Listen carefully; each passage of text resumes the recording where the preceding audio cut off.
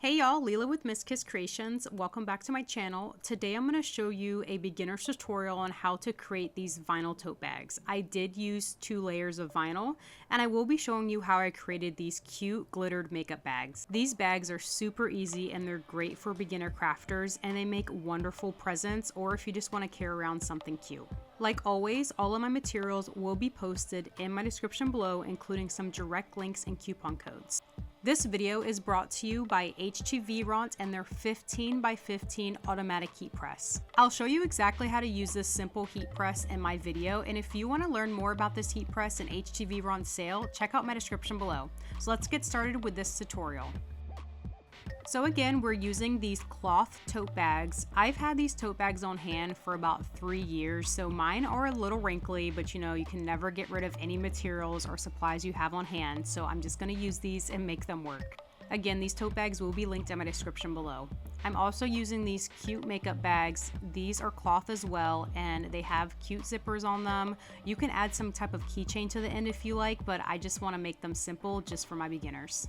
So let's first measure these bags. This tote bag, it measures 15 by 13 inches, and I am measuring from the seams, okay? So I didn't start at the very top, just from the seams. And then the makeup bags, they measure 7 inches by 5 inches. I'm just getting a good measurement so I know what size vinyl to put on my tote bags. Using my design space, I found this Girls Run the World SVG that came with my Cricut Access, and I'm sizing this to 8 by 9. So I am gonna place this one on the tote bag. Again, it's 8 inches by 9 inches, and I'm going to apply an offset. My offset that I applied is 0.100. So an offset is as easy as it looks. You go to your offset button, you type in 0.100, you click apply, and then you will get the offset right there. When you apply your offset, it always applies it in black or like a darker gray, so I always like to change it to white so I know my pieces are separate, and these 2 pieces are separate cut designs. It's not one image. I know that my images are going to be black and pink, so what I do is I go in and I change the colors just to get a good idea of how things are going to look on the bag. And I didn't know if I wanted the pink in the background or the black in the background, so I duplicated this image, and then I created one with the pink in the background and then one with the black in the background. So you'll see how I do that. I just change the colors around, and this gives like a general idea of which one in my mind will look better. And I end up choosing the one on the left, which is the black in the background and the pink on top. Once you've got your design decided, I'm going to delete that one, and then we're going to make this design on our Cricut. So you're going to go to the right hand corner, click make, and then we're going to do some cutting on our cutting machine. Now once you click make and you select your iron on or heat transfer setting, you want to make sure you click mirror. So you see I take my cursor, I go to the left, and I click mirror on both of the designs. Anytime you're cutting heat transfer vinyl or iron on, you always want to mirror the design. If you don't, it's going to be backwards once you place it on your tote or any surface that you're going to place your design on. The great thing about Cricut now is that if it recognizes that you have your iron-on selected, it'll tell you to make sure you have your iron-on selected and you have the shiny side down. I'll explain what the shiny side down means here in a second. I'm sorry, my camera didn't want to focus for this. I've pre-cut my heat transfer vinyl, and you'll see I have a dull side, and then I'm going to flip it over. I'm going to show you the shiny side. So this is the dull side. This is the shiny side. You'll see that it's a huge difference, and even in person you can notice the difference more than you can tell on the camera. So again, the shiny side, flip it upside down and place the shiny side down and place it nice and snug on your cutting mat. If you place the shiny side up, once you read it, you're going to be very disappointed because your design is going to be backwards. Then I just placed it on my cutting machine and I just let the machine do its magic.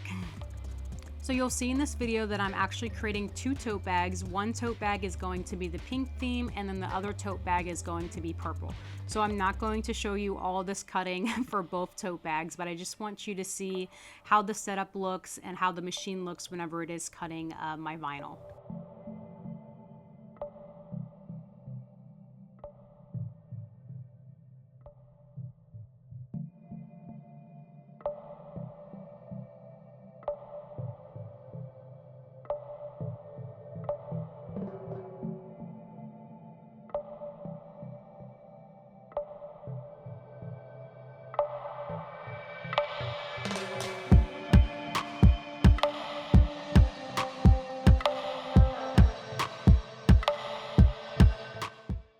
here I am showing you the pink vinyl. This is the shiny side, and I'm going to flip it over and show you the dull side. Some of the vinyls are white on the back just to make it easier for you. So again, you want the shiny side down like you see, and then we'll cut this design as well.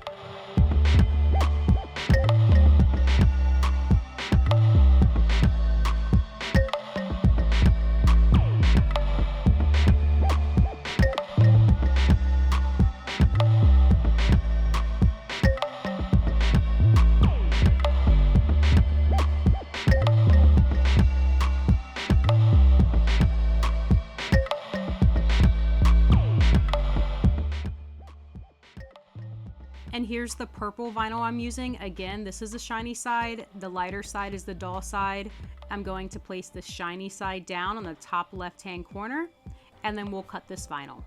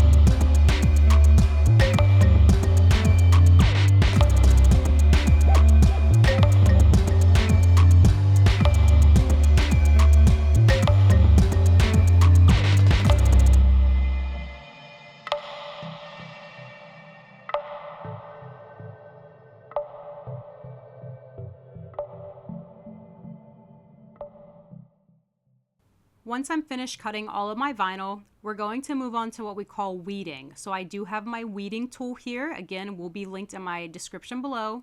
We're going to poke a tiny little hole at the top left and then slowly peel off from this transfer tape. Weeding heat transfer vinyl is a lot easier than weeding adhesive vinyl. I always recommend, if you are starting off with just using vinyl for the first time, to start with your heat transfer or your iron-on, because it just weeds like butter. One tip I have for you while weeding this vinyl is take your scissors and cut off any excess as you're weeding, so you don't have all that excess vinyl sticking to the adhesive or sticking to your hands. It's just a little easier that way. And make sure you're getting all the nooks and crannies, meaning all of those little circles inside, like the R's, the O's, the D's. Since it is heat transfer vinyl, it is very hard to see those little areas, and you'll notice on my one design that's pink that I forgot to weed part of the R because I was just going too quickly and I honestly didn't see it. But you know, we made it work at the end anyways, so you'll see what I'm talking about, and I'll definitely point it out to y'all.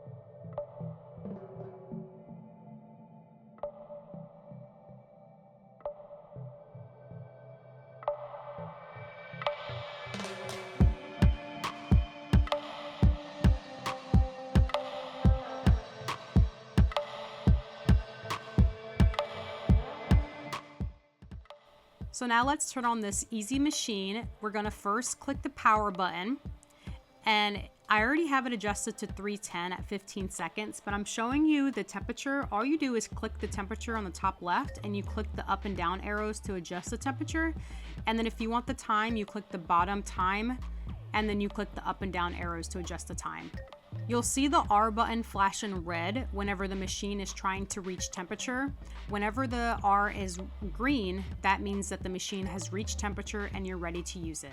I have to show y'all my favorite part about this machine. It's the auto feature. So click this A button to turn it off and then you click it to turn it on. What this feature does is you'll pull out your machine just where you place your designs, and once you push it back in, the machine automatically drops down and it automatically presses your design, so you don't have to push the start button or anything. So it is easy as that, and I know that's like really like lazy of me to like really love that feature, but it's truly the little things with me. And again, just watch, just place it in and you just press it down and you can just do your business.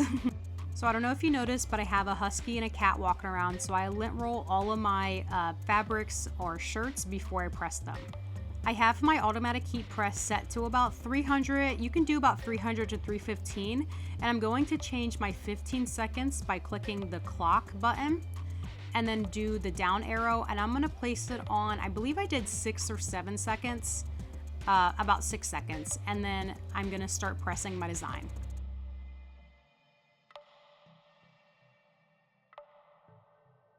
So what I'm doing now is I'm creating a center on my tote. So I'm gonna first fold it in half and then press it this way.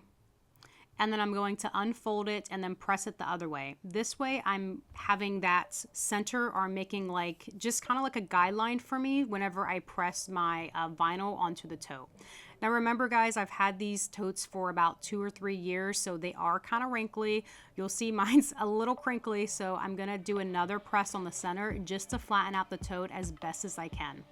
Once I'm finished with that, me trying to make this as flat as possible, I'm gonna take my vinyl and I'm gonna place it on my tote. I also remembered that I had that bottom of the tote folded in, which it should be that way, but you want to unfold that because you want the flattest space you can have, or it's going to be very difficult with your vinyl sticking to that tote. So make sure you just poke that out and try to make your space as flat as possible.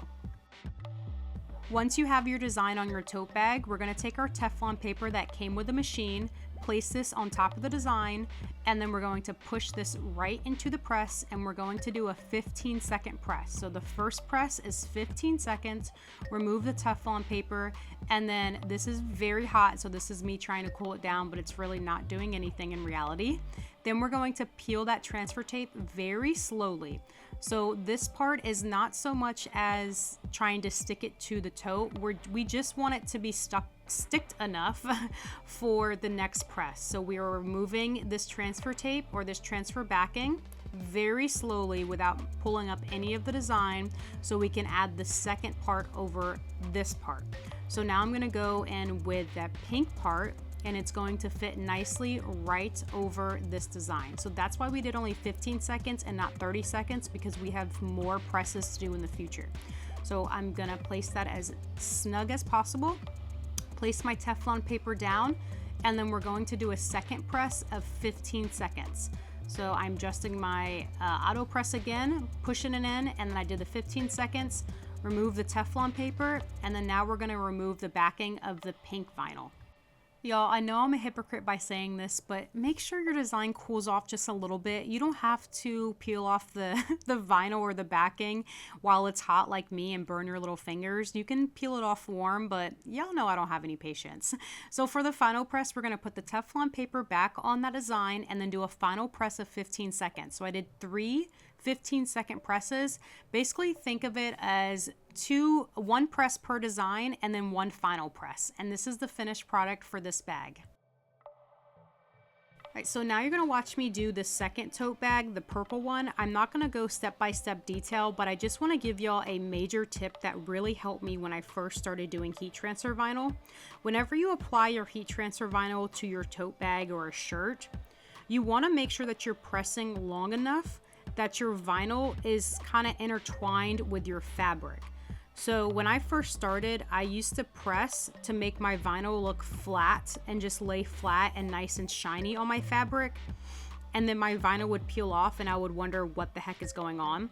So then I started pressing longer, and I realized you need your vinyl to be intertwined with that with the fabric or your cotton. You want to make sure you're seeing that cotton kind of peek through that vinyl, not to tear and go through it completely, but you want to make sure that vinyl is completely intertwined with that cotton or surface where it has like the wrinkly little like fabric indentions, I guess, in the vinyl.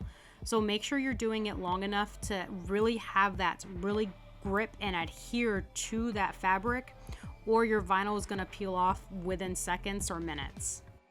A good way to think of this, or a good example, would be go to your closet right now, find any vinyl or sublimation shirts, or even, I don't know, other design shirts with graphics, and you'll be able to see the fabric underneath that design. That's what you want. You don't want a very flat even. If you notice, if you ever purchase shirts that the vinyl is very flat and it's not really pressed in, then your shirt often peels. So that's why you want that nice adhesive, like adhere. I know that was a lot, but that's what got me the most when I was a beginner. So I really wanted to explain that in detail to y'all. All right, so let's move on to these cute makeup bags. These makeup bags, they have zippers on them. So I had to do them on the very end, and keep in mind those zippers, they are metal. So do not touch the zippers or the zipper itself after it's heated up, because you will burn your fingers, speaking from experience. So just make sure you are very careful with that.